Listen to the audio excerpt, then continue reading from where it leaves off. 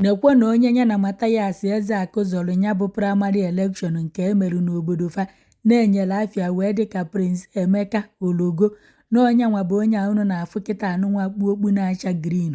Onye nke anụnwa fotie dị n'etiti ka a na-akpọ Prọfesọ Akụbuo na onye nwa bụ onye ahụ Mathias na-akọwa na obu akwụkwọ eji wee binye aka ekwesịrị ịgụ ọnụ ya bụ nwoke wee rie mgbamba ọsọ ebe ụfọdụ na-atị na-enwere ike ọ bụ na ya bụ nwoke na-eje ụka na ike nọ ndị ụka ya gwara ya na ya buru ya bụ akwụkwọ gbafere ka Mathias yara iwinu mana fa pụta kịta na-atị na onye nke abụ Emeka na onye a winuru Mathias Ezeaku na Mathias dara ada onye nke a winuo ebe unu ma na Emeka winu kedụzi ife Akụbuo ji wee bulu akwụkwọ gbafere ọsọ unu ya bịa ka unu nụkwa ife atị imele ebe a ama na egwu na-atụfa ka ogene unu mana mgbe e wetara ife a n'ihu akwụkwọ ejelu n'ụzọ ụwa anị nke nwoke ahụ na-afụ kịta yi white apụtara ebe a wee sị kedu ndị ya na Mathias na-azọ nya bụ ife afụlọ nwoke a na-agba Emeka sọsọ ndị otu Mathias kwụ na line agụọ ọnụ atị na-emechazielu Emeka na ndị otu ya wee bịa na Mathias bịarụ n'oge nwoke anụnwa mana atị na ọ bịara ebe 2 ka ebe 3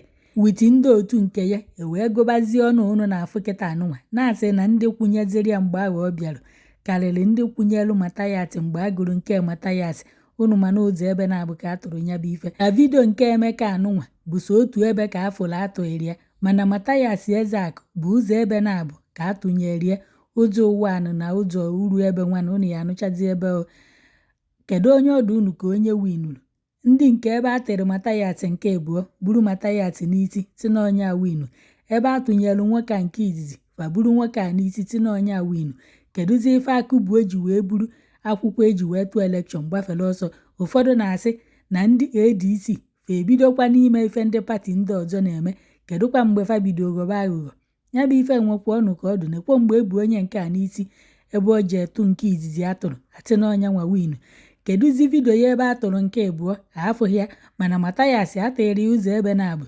kedụzi ife Akụbuo ji wee buru akwụkwọ eji wee tụọ elekshọn gbafere ọsọ ọ chọrọ ka atụọ ya ugboro na-abụ ka ọ chọrọ ka eme ya lọgọlọgọ were ọchịchị nye onye ọzọ ya bụ ife adịrọkwa mma geenụ ntị ka unu ka eti gụọ ọnụ. Election for Igbo Etiti East State Assembly and equally concluded the election for the Enugu North senatorial election. We are here to conduct the election for Igbo City Uzu 1 Federal Constituency election. Here we have a contestant, Mazi Ezeaku Mathias Ejiofo. His agents are here. Are there other contestants from contesting the same seat for Igbo Etiti Uzu 1 Federal Constituency? Please, if you are here as an agent representing any contestant, please come and stand here. So far, there is no other contestant here. Yes. We have only the agents for Mazi Ezeaku Mathias Ejiofo.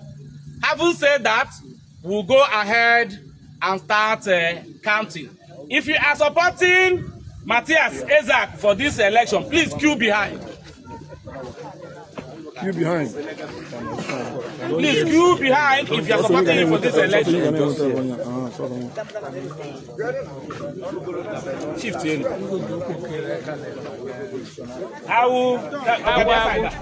We are tired of counting. So, I will start counting from now. We are tired of counting for Prince Emeka Ologo. We are tired of counting for Prince Emeka Ologo. 8, 9, 10, 11, 12, 13, 14, 15, 17, 72, 73. And Ologo has been declared the winner. 92, 93, 94, 95, 96, And Ologo has been declared the winner. 121, 122, 123,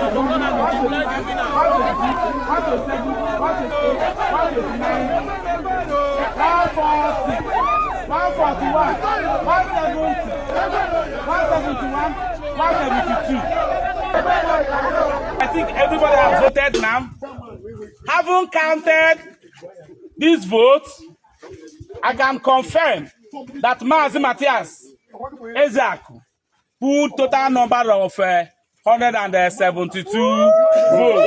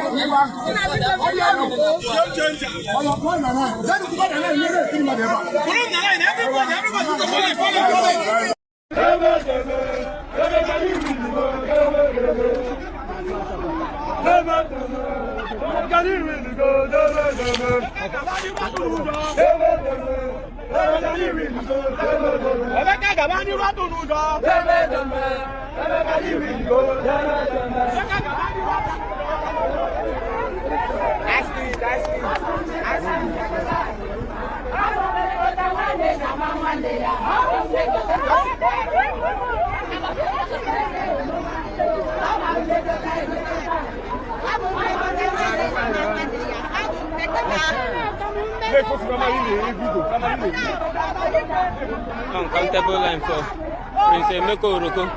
Agucha. All choice in Duzu 1 and the Igbo City Federal Constituency. Prince Emeka Oroko. Number Agucha. Oh, Prince Emeka Oroko. The choice of Nduzu 1, the Igbo City Federal House of Representatives. Agucha. Infinity. Odagwagu. Number Odagwagu. Oh, for Prince Emeka Oroko. For Prince Emeka Oroko. The line Odagwagu. Prince Emeka Oroko. Just in Nduzu 1 in Igbo City Federal House of Reps. Oh, Prince Emeka Oroko. Agwagu. We are tired of counting. For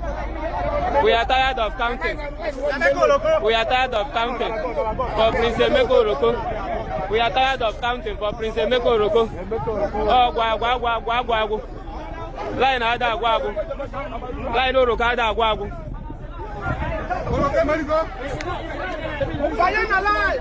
Line Oroko Agwagu. And Oroko has been declared the winner. And Oroko has been declared the winner.